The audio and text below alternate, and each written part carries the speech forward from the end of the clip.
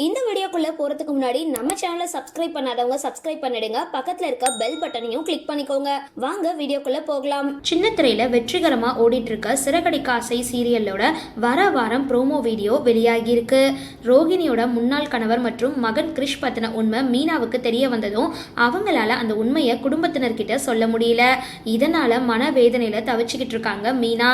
இந்த சமயத்துல வீட்டுல வேணும்னே சண்டை போட்டுட்டு வீட்டை விட்டு வெளியேறிடலாம் அப்படின்னு முடிவு செய்ய மீனா. இதனால தன்னோட கணவர் முத்து குடிச்சிட்டு வீட்டுக்கு வந்திருக்காரு அப்படின்னு வேணும்னே அவர்கிட்ட சண்டை போடுறாங்க. இதுக்கு அப்புறம் தன்னோட அம்மா வீட்டுக்கு கிளம்புற மீனா கிட்ட ஏன் வீட்டை விட்டு கிளம்புற அப்படின்னு அண்ணாமலை கேட்கிறாரு. ஆனா அவங்களால உண்மையை சொல்ல முடியல.